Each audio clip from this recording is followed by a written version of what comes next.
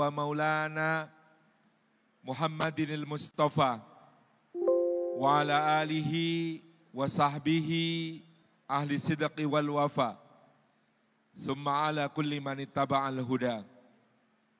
Asyhadu an la ilaha illallah wahdahu la syarikalah wa asyhadu anna Muhammadan abduhu wa rasuluh la nabiyya wa la rasula ba'dah.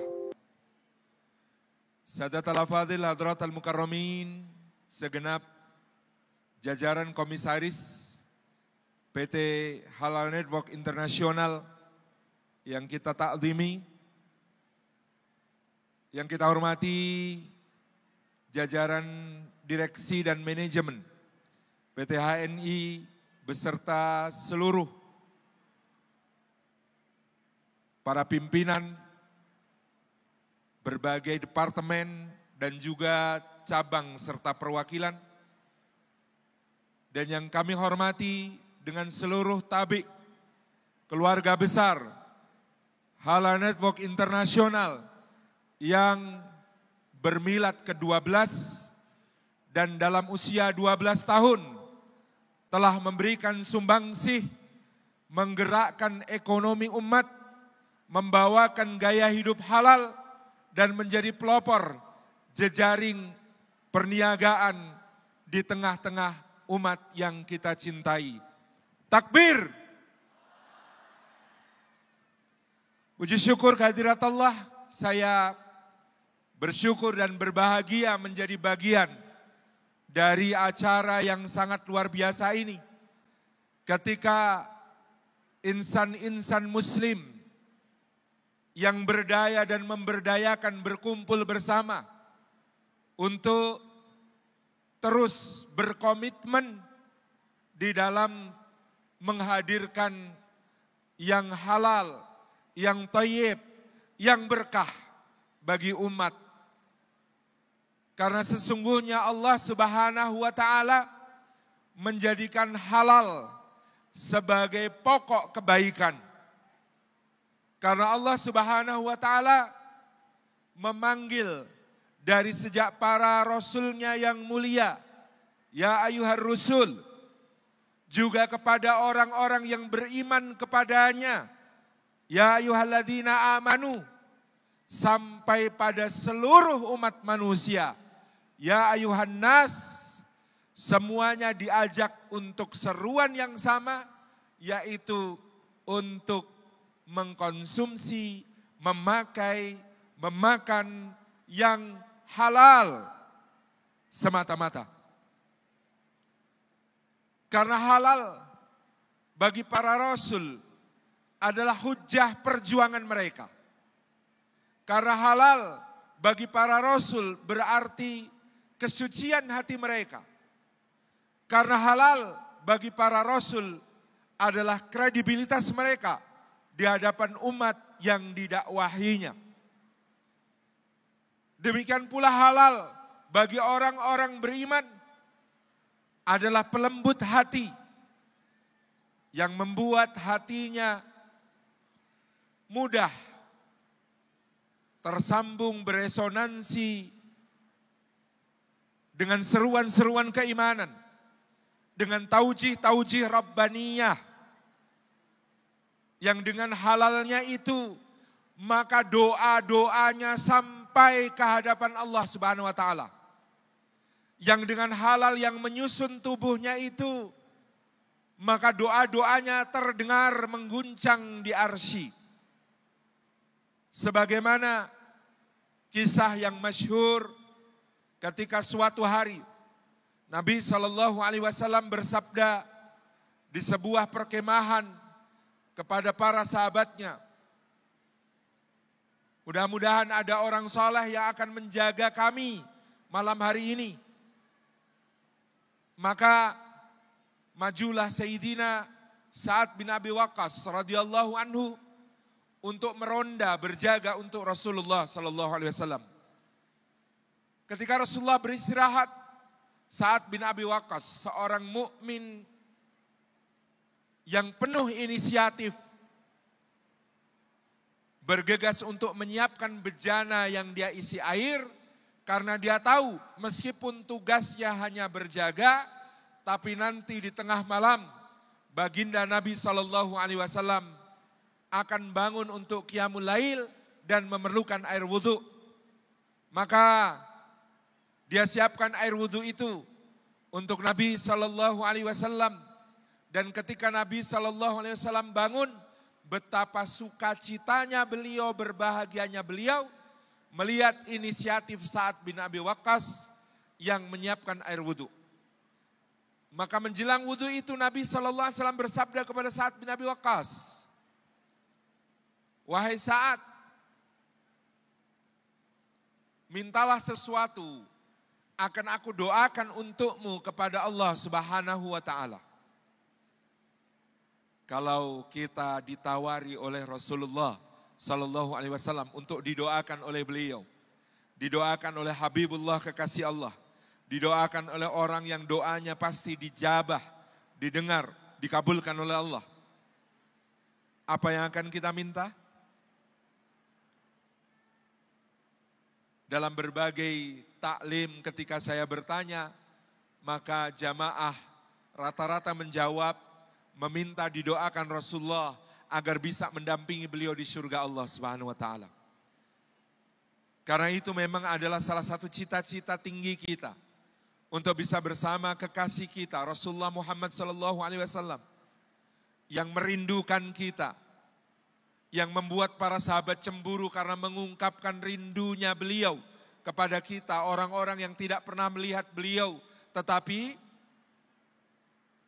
rindu kepada beliau, beriman kepada beliau, percaya kepada beliau, membaca selawat ketika nama beliau disebutkan. Kita pasti ingin berjumpa dengan Rasulullah Al-Amin, yang gara-gara dakwahnya maka gelar Al-Amin itu dilupakan orang, malah menyebut beliau sebagai penyair, penyihir, dukun, bahkan gila. Yang karena dakwahnya kemudian beliau diinjak kepalanya ketika sujud, dijerat lehernya ketika ruku, dituangkan kotoran ke punggungnya. Semua demi menghadirkan hidayah kepada kita. Dilempari batu, diusir, diperangi, diracun.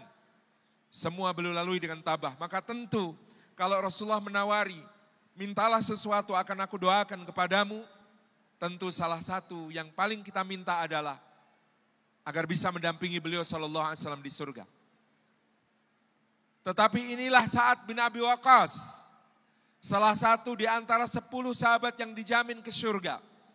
Sang singa yang menyembunyikan kukunya, panglima hebat yang anak panahnya tidak pernah meleset, dan akalnya cerdas sehingga dia berkata kepada Rasulullah, menjawab Rasulullah sallallahu alaihi wasallam, "Ya Rasulullah, doakan agar semua doaku mustajabah.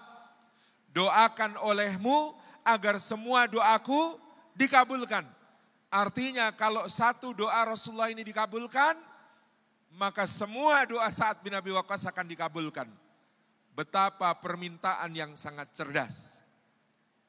Tetapi apa yang dikatakan oleh Nabi Sallallahu Alaihi Wasallam kepada Sa'ad? Kata beliau, "Bantulah aku wahai Sa'ad dengan memperbaiki makananmu. Bantulah aku dengan menjaminkan bahwa yang masuk ke perutmu adalah halal, adalah thayyib, adalah berkah." Maka para sahabat radhiyallahu anhu ajmain menjadikan halal sebagai pilar kehidupan mereka. Sampai-sampai Abdullah bin Umar radhiyallahu anhu berkata, "Memastikan satu suapan yang kumasukkan ke dalam mulutku adalah halal, maka itu lebih aku sukai daripada bersedekah dengan 1000 dinar. Menunjukkan betapa fadilah dari memastikan kehalalan produk yang kita konsumsi adalah sebuah jihad besar, amal besar, ketaatan besar yang melampaui keutamaan dari bersedekah, bahkan jika itu bernilai 1000 dinar. 1000 dinar itu 4,25 gram emas 22 karat dikalikan 1000 berarti 4,25 kilogram emas yang ada hari ini. Dan ini menjadikan kita faham betapa mulianya orang-orang yang memilih jalan untuk menjadikan halal sebagai syiarnya. Betapa agungnya orang-orang yang berjuang, berjibaku, bertungkus lumus untuk mengajak umat mengkonsumsi hanya yang halal. Dan bukan hanya mengajak, tapi menyediakan produk-produk itu dengan jaminan bahwa betul-betul dia adalah sesuatu yang halal, yang akan menjadi pilar umat ini tegak, teguh, dan doa-doa mereka tembus ke langit. Bahwa yang memperjuangkan halal di tengah umat adalah orang-orang yang berusaha, berjuang agar doa-doa umat ini sampai kepada Allah menggetarkan arsy-Nya. Karena seciprat yang haram masuk ke tubuh. Karena ketika ada bagian tubuh yang tumbuh dari barang haram, umat ini dalam bahaya besar. Karena senjata terhebat mereka yaitu doa-doa tumpul. Karena senjata terhebat mereka untuk menghadapi musuh-musuhnya menjadi berkarat. Doa-doa itu tidak sampai. Doa-doa itu tidak diijabah. Seperti gambaran Rasulullah SAW tentang seseorang yang berjalan pada suatu hari di padang pasir. Dia dalam keadaan musafir. Sedangkan musafir itu mustajab doanya. Dia dalam keadaan puasa. Sedangkan orang puasa itu mustajab doanya. Dia dalam keadaan terdolimi. Dan orang terdolimi itu mustajab doanya. Dia menengadahkan tangan ke langit. Dan Allah malu kalau ada hambanya menengadahkan tangan ke langit. Lalu dia turun dengan tangan hampa. Tidak. Orang ini 4 syarat, yang satu saja ada padanya, doanya mustajabah. Lalu dia berdoa di padang pasir itu, ya Rabbi, ya Rabbi, ya Rabbi. Lalu Rasulullah SAW berkomentar, tetapi bagaimana Allah akan menjawab doanya, sementara makanannya dari yang haram, sementara pakaiannya dari yang haram, sementara dia mengkonsumsi hal-hal yang haram. Doa yang seharusnya mustajab hanya dengan 1. Dia punya 4 syarat supaya mustajab, terhalang. Maka ini menjadi sebuah evaluasi. Muhasabah kita semua, tangis kita, air mata kita, tengadah tangan kita di waktu malam mendoakan saudara-saudara kita di Palestina yang terjajah, yang terzalimi, yang tertindas itu. Belum Allah ijabah dengan kemenangan bagi mereka. Jangan-jangan karena HNI tugasnya masih sangat panjang, tugasnya masih sangat besar untuk menjamin 250 juta muslimin Indonesia semuanya mengkonsumsi yang halal, atau bahkan 2 miliar manusia ini seharusnya dibersihkan perutnya dari segala yang haram agar kelak doa-doanya tembus ke langit supaya saudara-saudara kita di Palestina tertolong, supaya mereka diberikan kemenangan, supaya mereka dibebaskan dari penjajahan dan kezaliman ini. Hari ini kita semua masih menghadapi itu. Sedangkan kita semakin melihat anak-anak kita, bagian dari umat ini dengan mudah terjerumus ke dalam dosa-dosa, ke dalam kemaksiatan-kemaksiatan yang membuat mereka semakin jauh dari Allah. Barangkali itu karena bagian tubuh mereka banyak yang kemudian tumbuh dari barang haram. Karena bagian tubuh yang tumbuh dari barang haram pasti sangat mudah beresonansi dengan frekuensi kemaksiatan. Karena mata yang tumbuh dari barang haram sangat nikmat dipakai untuk bermaksiat dan berat dipakai untuk tilawatil Quran. Karena lisan yang tersusun dari barang haram maka sulit dipakai untuk mengucapkan kebenaran dan kebaikan, tetapi ringan untuk berghibah, bergunjing, berdusta, bersumpah palsu, mengadu domba. Karena tangan yang tumbuh dari barang haram, maka akan sangat mudah menyakiti saudaranya, akan sangat mudah mengambil yang bukan haknya, akan sangat mudah untuk kemudian mendolimi sesama. Karena kaki yang tumbuh dari barang haram akan selalu berbelok dari jalan yang lurus, akan selalu menyimpang dari jalan yang benar. Karena telinga yang tumbuh dari barang haram akan lebih suka mendengarkan kesia-siaan, kecabulan, kedustaan, kenistaan, daripada mendengarkan seruan kebenaran, daripada mendengarkan tauji-tauji Rabbani, daripada mendengarkan permintaan tolong dari saudara-saudara kita yang menangis di sana. Maka sekali lagi tugas besarnya Halal Network Internasional, 2 miliar muslim di seluruh dunia, pasar yang begitu besar, bukan hanya dipandang sebagai pasar, tetapi sebagai jihad untuk kemudian menjaga mereka dari kemaksiatan dan menjadikan doa-doa mereka tembus sampai ke hadapan Allah Subhanahu wa taala. Inilah yang saya titipkan, saya amanahkan kepada setiap insan Halal Network Internasional yang hadir hari ini, untuk menjadikan apa yang diikhtiarkannya selama ini sebagai ibadah, sebagai jihad. Rizki kita sudah dijamin oleh Allah Subhanahu wa taala. Rizki masing-masing kita akan terus turun kepada kita dan tidak akan putus sampai tiba ajal kita. Semua kita meyakini itu. Tetapi berjuang, berjihad, beribadah, berketaatan melalui bekerja bersama Halal Network Internasional untuk menyebarkan produk halal, menyebarkan gaya hidup halal adalah pilihan amal dan jihad yang harus ditekuni, disungguh-sungguhi sampai mengorbankan apapun, tumpah ruah perhatian kita, pikiran-pikiran kita, tenaga-tenaga kita, semuanya untuk itu. Karena ini terkait dengan hal yang sangat mendasar bagi kebangkitan dan kemenangan umat di masa yang akan datang. Allahu Akbar.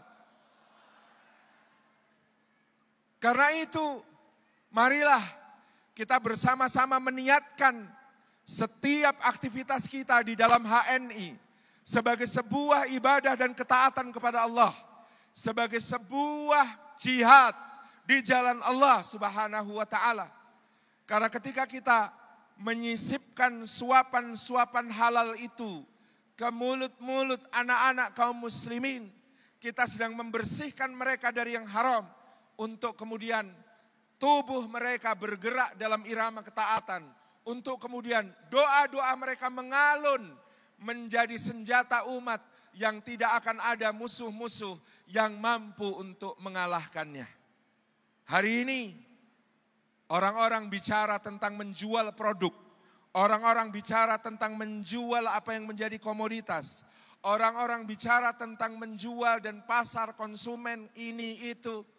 Tetapi HNI, saya berharap mereka bicara tentang menyelamatkan umat, bicara tentang mengangkat umat, bicara tentang menjayakan umat bersama-sama insya Allah. Dan inilah dia, ketika bahkan halal ini bukan hanya untuk kaum mukminin, bukan hanya untuk kaum muslimin. Karena Allah di dalam Al-Quran memanggil, ya ayuhan nas, wahai sekalian manusia, juga untuk mengkonsumsi yang halal.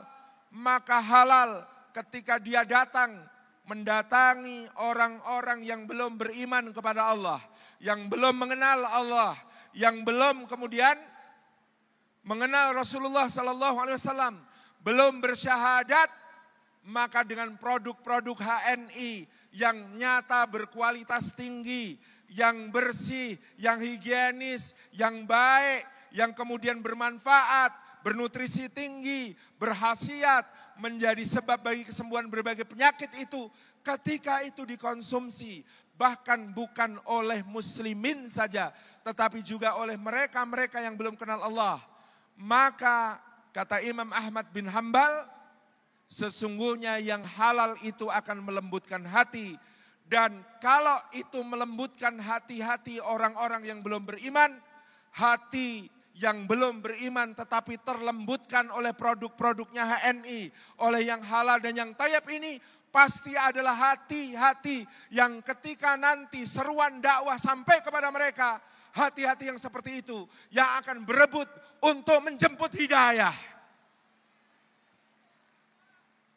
Karena sesungguhnya produk-produk HNI, syiar halal kita untuk kita tebarkan kepada mereka. Di Amerika Serikat ada The Halal Guys.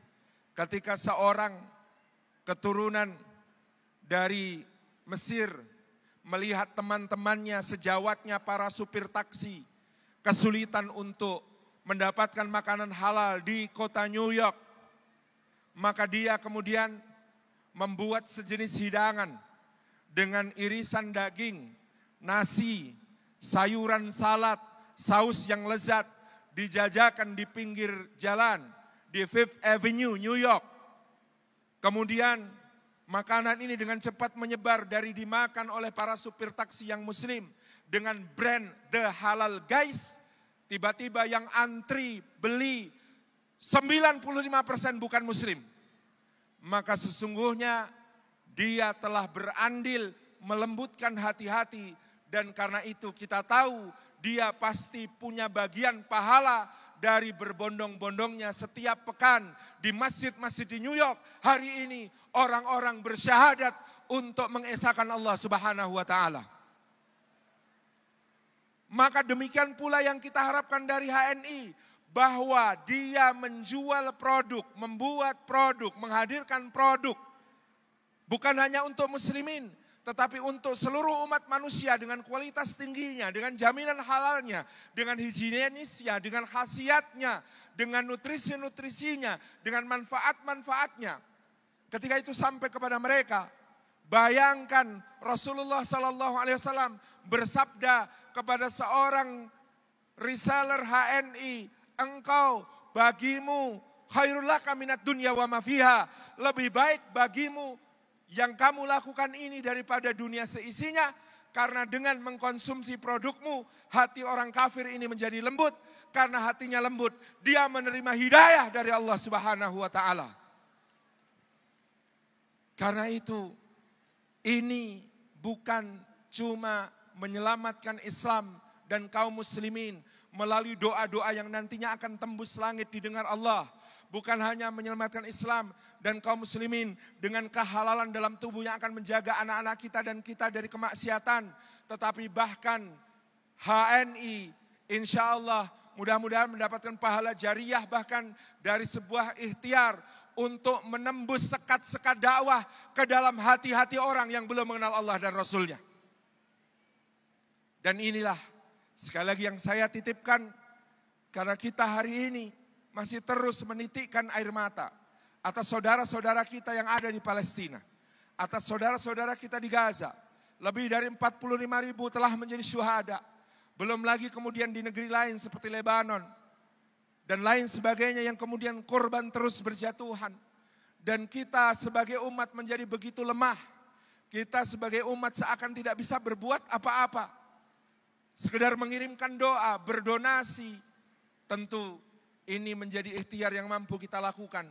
Memboikot produk-produk yang berafiliasi kepada penjajah yang melakukan genosida. Dan mengalihkan konsumsi kita semua ke produk-produknya HNI. Dari produk-produk yang kufur itu adalah sebuah jihad yang kita harus siarkan kepada seluruh muslimin di seluruh dunia. Maka dari itu kepada seluruh yang hadir hari ini, kami mengajak dengan segala kesungguhan perjuangan kita tentang saudara kita di Palestina adalah kewajiban konstitusi yang telah diletakkan di sana kalimat. Karena itu segala penjajahan di atas dunia harus dihapuskan karena tidak sesuai dengan pri kemanusiaan dan pri keadilan. Adalah amanah dakwah karena kita berutang budi kepada Gaza ketika 250 juta muslimin Indonesia mayoritasnya bermadzhab Syafi'i, maka Imam Muhammad bin Idris Asy-Syafi'i adalah ulama besar yang dilahirkan di bumi Gaza. Karena kita berutang kepada Baitul Maqdis. Sebab salah satu wali yang mensyiarkan dinil Islam sampai masif di abad ke-15 bernama Sayyid Ja'far Shadiq Al-Maqdisi Al-Qudsi yang mendirikan kota Kudus sesuai dengan nama kota tempat kelahirannya, yang mendirikan Masjid Al-Aqsa di kota Kudus sesuai dengan nama masjid yang dikenangnya dari tanah kelahirannya. Dan hari ini orang Indonesia menyebut nama Sunan Kudus dan kota Kudus, tapi lupa bahwa itu berarti sebuah utang besar kepada Baitul Maqdis, utang besar kepada Masjid Al-Aqsa, utang besar kepada Palestina. Kita lalu mengingat Mufti Amin Al-Husaini yang telah mengumumkan mensyiarkan kemerdekaan Indonesia kepada seluruh dunia. Kita mengenal pengusaha Palestina yang kemudian menyumbangkan hartanya untuk perjuangan diplomasi kemerdekaan Indonesia.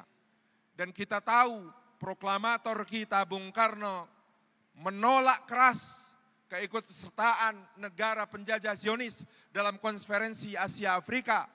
Dan juga beliau berpidato bahwa selama kemerdekaan bangsa Palestina belum diberikan kepada rakyat Palestina, maka bangsa Indonesia akan terus berdiri bersama rakyat Palestina untuk memperjuangkan kemerdekaannya. Kita melihat hari ini penjajahan yang paling buruk dalam sejarah. Penjajahan yang mana penjajahnya mengambil alih tanah, menyingkirkan penduduknya dengan membunuhi dan mengusir mereka dari tanah itu untuk diganti dengan penduduk baru yang kejam dan keji, penjajah-penjajah baru yang terus didatangkan. Dulu Belanda menjajah kita, tapi tidak sampai menghancurkan seluruh bangsa lalu mengganti penduduk bangsa Indonesia dengan bangsa mereka. Tapi hari ini itulah yang dihadapi saudara kita di Palestina.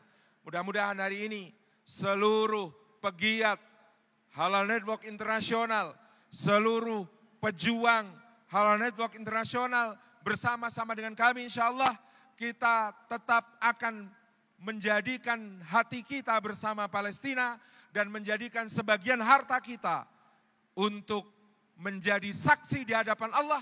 Kita berikan sebagai hadiah untuk para pejuang kemerdekaan Palestina. Kita berikan sebagai hadiah untuk rakyat Gaza yang telah bertahan hampir 1 tahun melawan penjajahan. Padahal dulu di tahun 1967, 6 negara Arab berperang melawan negara Zionis. Perangnya hanya disebut perang 7 hari, perang 6 hari. Karena di hari ke-6 mereka semua menyerah. Tapi penduduk Gaza 1 tahun tidak menyerah, tetap tegak berdiri, tetap menjadikan diri mereka sebagai benteng terdepan umat Islam, menjaga negerinya dari penjajahan, menjadi inspirasi bagi kita semua, inspirasi bagi Halal Network Internasional untuk terus berjuang, untuk merdekanya seluruh umat dari segala sesuatu yang haram dan menjijikkan. Terima kasih. Wassalamualaikum warahmatullahi wabarakatuh. Waalaikumsalam.